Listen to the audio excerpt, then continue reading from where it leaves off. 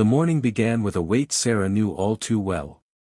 The world moved fast, but for her, every day was a balancing act, scrubbing floors to keep the lights on at home while raising her daughter alone.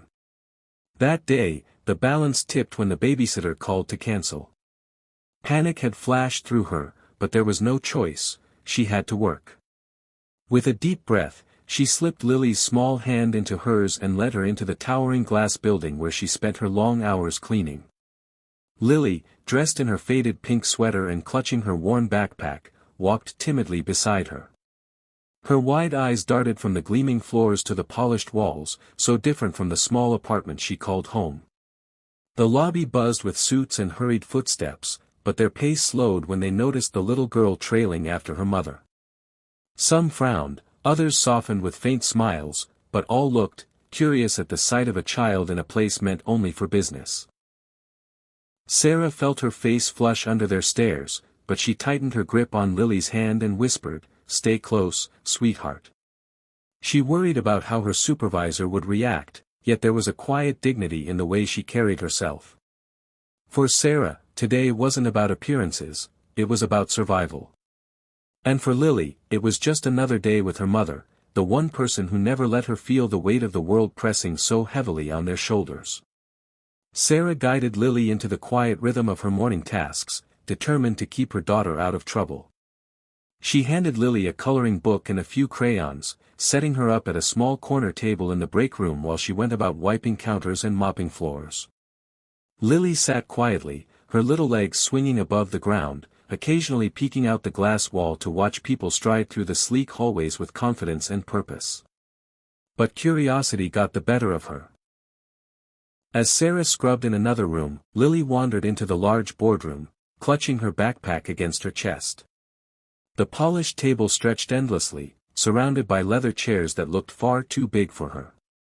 On the wall hung portraits of past leaders of the company, powerful men in suits with stern expressions. At that very moment, the CEO himself, Mr. Harrison, stepped in for an early meeting. He froze at the unexpected sight of a child in his pristine boardroom. His sharp eyes softened as he noticed her small sneakers and the brave but nervous way she stood there. Lily offered a shy smile before sliding her backpack onto the table. From it, she pulled a piece of paper, her latest drawing of a son holding hands with a stick figure girl. Something in that picture, in the innocence and warmth of it, caught Mr. Harrison off guard. For the first time in a long while, the powerful man found himself silent, unable to hide the lump rising in his throat. Mr.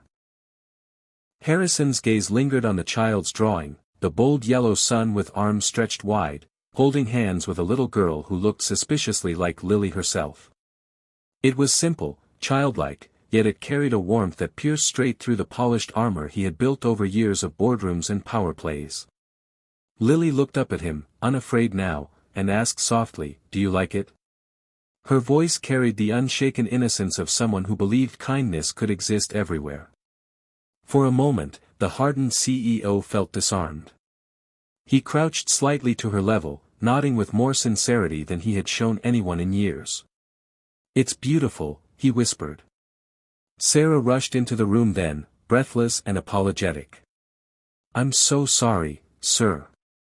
She wasn't supposed to be here. Please forgive us, I'll take her out right away." Her cheeks flushed red, her eyes brimming with worry over losing the job she desperately needed. But instead of anger, Mr. Harrison's face carried something unexpected, recognition. His eyes flickered between Sarah and Lily, and the picture still resting on the table. "Don't worry," he said gently. "She's not in trouble." His voice was quieter now, almost reflective. He looked once more at Lily's picture, as though it had unlocked a memory he had long buried. It had been years since he'd lost his own daughter, years since he'd felt the small but mighty presence of a child's love. And in that boardroom, with a crayon sun smiling up at him, his heart began to thaw. The air in the boardroom shifted, heavy with a silence Sarah didn't fully understand. Mr. Harrison gently pushed the drawing closer to himself, as if afraid it might vanish. He cleared his throat, his voice carrying a vulnerability no one in the company had ever heard before. "You know, He began softly, his eyes on Lily. "My little girl used to draw suns just like this. She always said the world needed more light." His words trembled at the edges, and Sarah froze, realizing she was standing before a man who was not only a CEO but also a grieving father. Lily tilted her head, sensing his sadness. In her simple, innocent way, she reached out and placed her tiny hand on his. "It's okay," she whispered. "You can share my son." The small gesture broke through walls Mr. Harrison had built for years. His eyes glistened as he nodded, unable to stop a faint, grateful smile from appearing.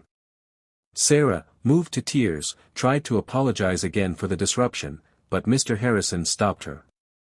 "Don't," he said gently. "You've given me something I didn't know I needed, a reminder of what truly matters." In that moment, the man who had built an empire on power and wealth sat humbled by the simple kindness of a child. The boardroom, once a place of cold business deals, felt transformed into something far more human. For the first time in years, Mr. Harrison wasn't just a CEO, he was a man rediscovering his heart.